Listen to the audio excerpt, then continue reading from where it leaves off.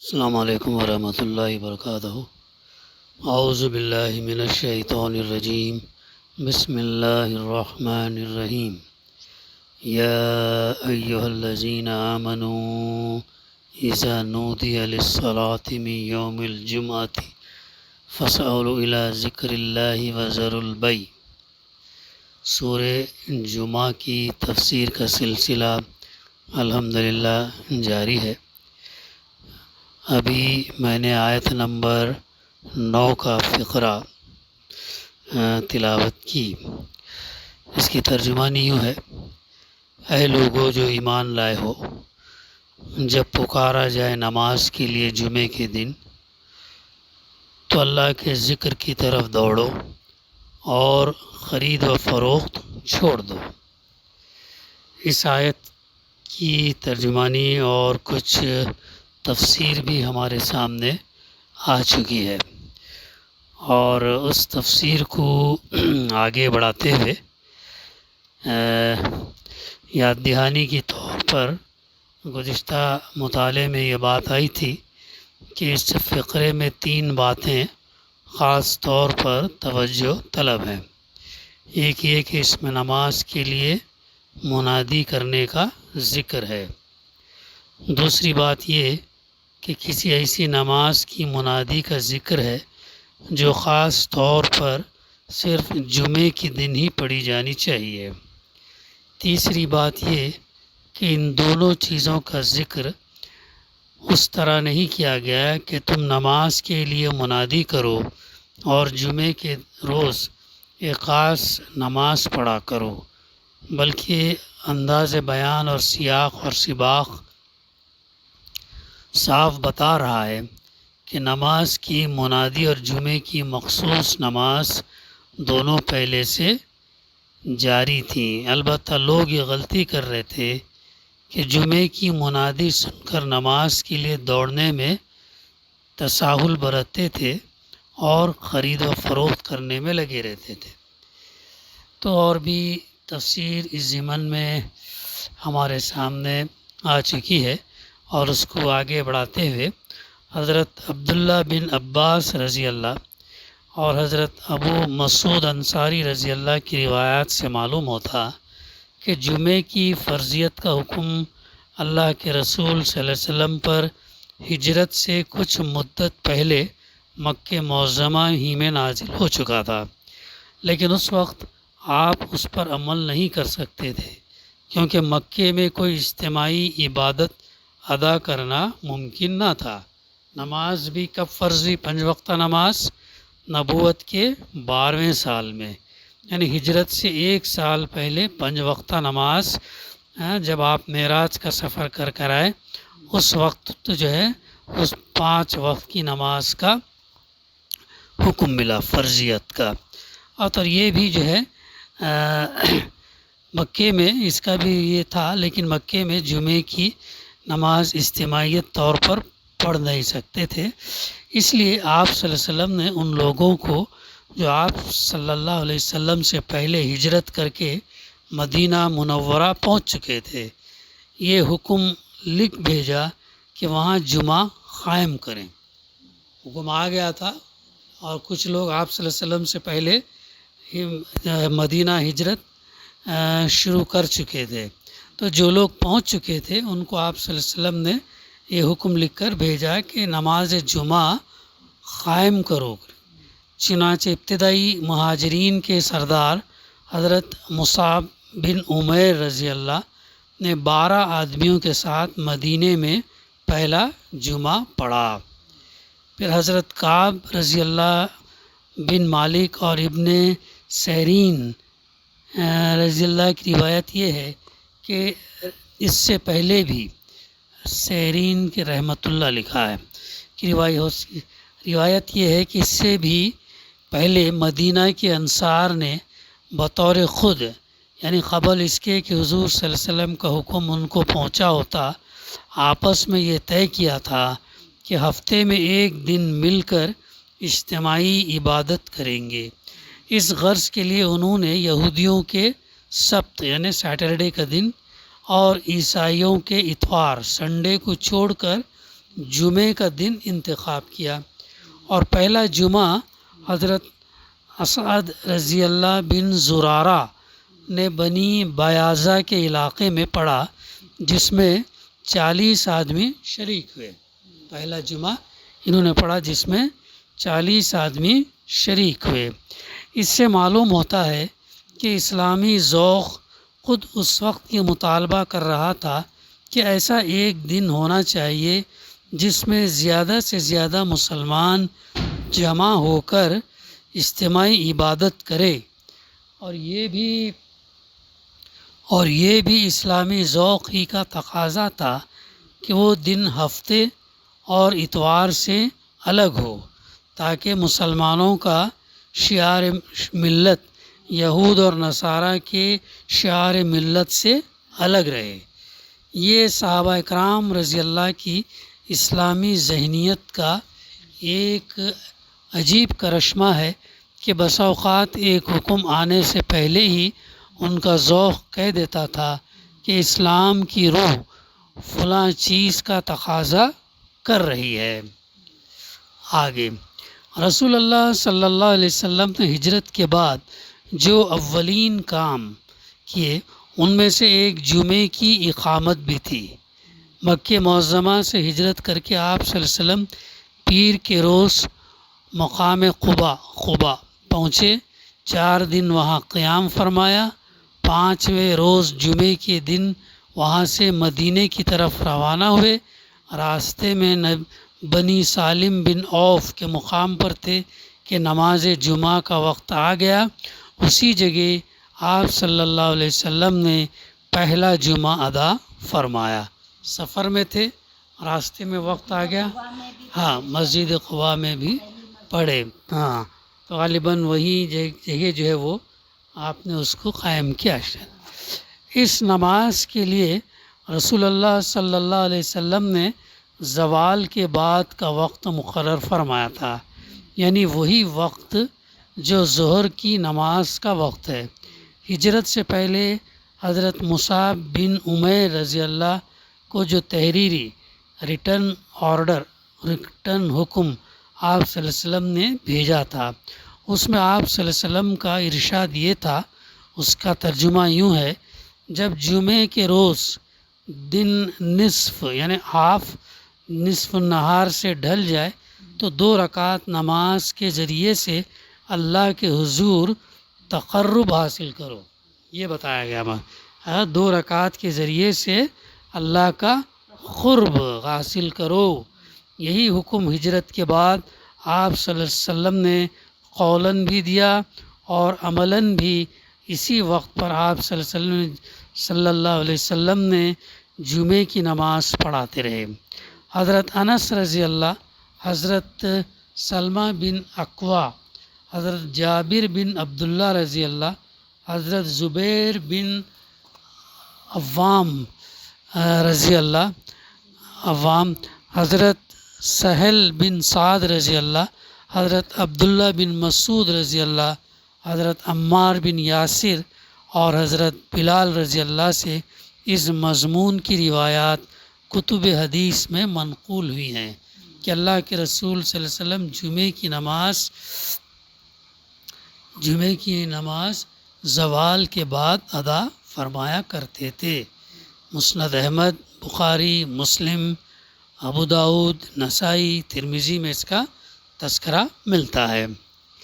یہ امر بھی آپ صلی اللہ علیہ وسلم کے عمل سے ثابت ہے کہ اس روز آپ صلی اللہ علیہ وسلم ظہر کی نماز کے بجائے جمعے کی نماز پڑھاتے تھے۔ اس نماز کی صرف 2 رکعتیں ہوتی تھیں، اور اس سے پہلے آپ صلی اللہ علیہ وسلم خطبہ ارشاد فرماتے تھے۔ یہی فرق جمعے کی نماز اور عام دنوں کی نماز ظہر میں تھا۔ حضرت عمر رضی اللہ عنہ فرماتے ہیں، اس کا ترجمہ یوں ہے: تمہارے نبی صلی اللہ علیہ وسلم کی زبان مبارک سے نکلے ہوئے حکم کی روح سے مسافر کی نماز 2 رکعت ہے، فجر کی نماز 2 رکعت ہے اور جمعے کی نماز 2 رکعت ہے۔ یہ پوری نماز ہے، قصر نہیں ہے، اور جمعے کو خطبے کی خاطر ہی مختصر کیا گیا۔ خطبہ ہوتا ہے نا، عربی خطبہ اور عربی خطبہ، تو وہ خطبے کی وجہ سے اسے مختصر کیا گیا، یعنی 4 رکعت ظہر کے بجائے 2 رکعت جمعے کی پڑھی جاتی اور 2 رکعت کا وقت وہ خطبے میں جاتا ہے۔ جس اذان کا یہاں ذکر ہے اس سے مراد وہ اذان ہے جو خطبے سے پہلے دی جاتی ہے، نہ کہ وہ اذان جو خطبے سے کافی دیر پہلے لوگوں کو یہ اطلاع دینے کے لیے دی جاتی ہے کہ جمعے کا وقت شروع ہو چکا ہے۔ خطبے سے پہلے جو اذان دی جاتی ہے وہ اذان مراد ہے۔ اس کے بعد اگر جب انٹری ہو مسجد میں تو فرشتے پھر رجسٹر میں نام لکھنا بند کر دیتے ہیں، یعنی خطبے سے پہلے پہنچنا ضروری ہے۔ حدیث میں حضرت صائب بن یزید رضی اللہ کی روایت ہے کہ رسول اللہ صلی اللہ علیہ وسلم کے زمانے میں صرف ایک ہی اذان ہوتی تھی اور وہ امام کے منبر پر بیٹھنے کے بعد دی جاتی تھی۔ حضرت ابو بکر رضی اللہ اور حضرت عمر رضی اللہ کے زمانے میں بھی یہی عمل ہوتا رہا۔ پھر حضرت عثمان رضی اللہ کے دور میں جب آبادی بڑھ گئی تو انہوں نے پہلے ایک اور اذان دلوانی شروع کر دی جو مدینے کے بازار میں ان کے مکان زورہ پر دی جاتی تھی۔ یہ ہے اس فقرے کی تفسیر۔ اب آگے جو فرمایا کہ اللہ کے ذکر کی طرف دوڑو اور خرید و فروخت چھوڑ دو، خرید و فروخت چھوڑو۔ اس حکم میں اس کی تفسیر ہے، ذکر سے مراد خطبہ ہے، کیونکہ اذان کے بعد پہلا عمل جو نبی صلی اللہ علیہ وسلم کرتے تھے وہ نماز نہیں بلکہ خطبہ تھا، اور نماز آپ صلی اللہ علیہ وسلم ہمیشہ خطبے کے بعد ادا فرماتے تھے۔ حضرت ابو ہریرہ رضی اللہ کی روایت ہے کہ رسول اللہ صلی اللہ علیہ وسلم نے فرمایا، جمعے کے روز ملائکہ ہر آنے والے کا نام اس کی آمد کی ترتیب کے ساتھ لکھتے جاتے ہیں، یعنی جیسے جیسے انسان جمعے کے لیے مسجد میں داخل ہوتا ہے ویسے ویسے وہ ملائکہ اس کا نام لکھتے جاتے ہیں۔ پھر جب امام خطبہ دینے کے لیے نکلتا ہے تو وہ نام لکھنے بند کر دیتے ہیں اور ذکر یعنی خطبہ سننے میں لگ جاتے ہیں، اس لیے خطبے سے پہلے مسجد پہنچنا ضروری ہے۔ اس حدیث سے بھی معلوم ہوا کہ ذکر سے مراد خطبہ ہے۔ خود قرآن مجید کا بیان بھی اسی کی طرف اشارہ کر رہا ہے۔ پہلے فرمایا فَاسْعَوْا إِلَىٰ ذِكْرِ اللَّهِ، اللہ کے ذکر کی طرف دوڑو۔ پھر آگے چل کر فرمایا فَإِذَا قُضِيَتِ الصَّلَاةُ فَانتَشِرُوا فِي الْأَرْضِ، جب نماز پوری ہو جائے تو زمین میں پھیل جاؤ۔ اس سے معلوم ہوا کہ جمعے کے روز عمل کی ترتیب یہ ہے کہ پہلے ذکر اللہ اور پھر نماز۔ مفسرین کا بھی اس پر اتفاق ہے کہ ذکر سے مراد یا تو خطبہ ہے یا پھر خطبہ اور نماز دونوں ہیں۔ خطبے کے لیے ذکر اللہ کا لفظ استعمال کرنا خود یہ معنی رکھتا ہے کہ اس میں وہ مضامین ہونے چاہیے جو اللہ کی یاد سے مناسبت رکھتے ہوں، مثلاً اللہ کی حمد اور ثنا، اس کے رسول صلی اللہ علیہ وسلم پر درود و صلوات، اس کے احکام اور اس کی شریعت کے مطابق عمل کی تعلیم اور تلقین، اس سے ڈرنے والے نیک بندوں کی تعریف وغیرہ۔ اسی بنا پر زمخشری نے کشاف میں لکھا ہے کہ خطبے میں ظالم حکمرانوں کی مدح و ثنا یا ان کا نام لینا اور ان کے لیے دعا کرنا ذکر اللہ سے کوئی دور کی مناسبت بھی نہیں رکھتا، بلکہ یہ تو ذکر الشیطان ہے۔ کیا ہے؟ ذکر الشیطان۔ اللہ کے ذکر کی طرف دوڑو کا مطلب یہ نہیں ہے کہ بھاگتے ہوئے آؤ، بلکہ اس کا مطلب یہ ہے کہ جلدی سے جلدی وہاں پہنچنے کی کوشش کرو۔ اردو زبان میں بھی ہم دوڑ دھوپ کرنا، بھاگ دوڑ کرنا سرگرم کوشش کے معنی میں بولتے ہیں، نہ کہ بھاگنے کے معنی میں، اسی طرح عربی میں بھی سعی کے معنی بھاگنے ہی کے نہیں ہے۔ قرآن میں اکثر مقامات پر سعی کا لفظ کوشش اور جد و جہد کے معنی میں استعمال ہوا۔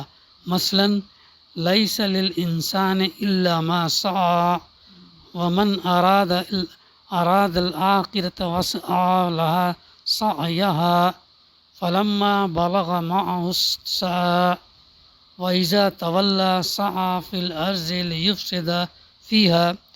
مفسرین نے بالاتفاق اس کو اہتمام کے معنی میں لیا ہے۔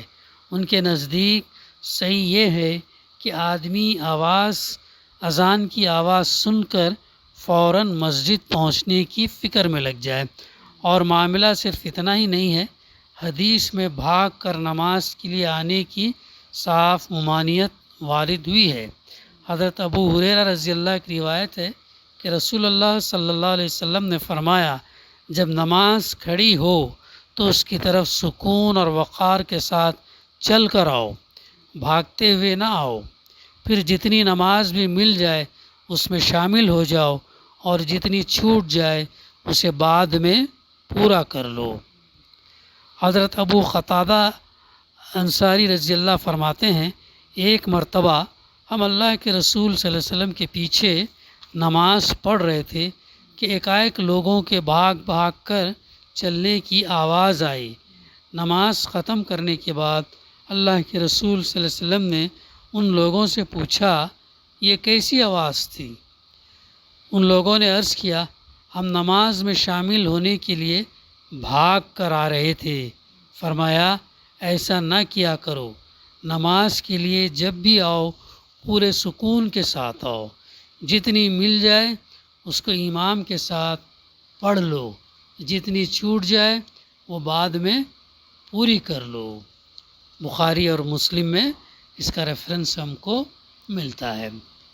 خرید اور فروخت چھوڑ دو کا مطلب صرف خرید و فروخت ہی چھوڑنا نہیں، بلکہ نماز کے لیے جانے کی فکر اور اہتمام کے سوا ہر دوسری مصروفیت چھوڑ دینا ہے۔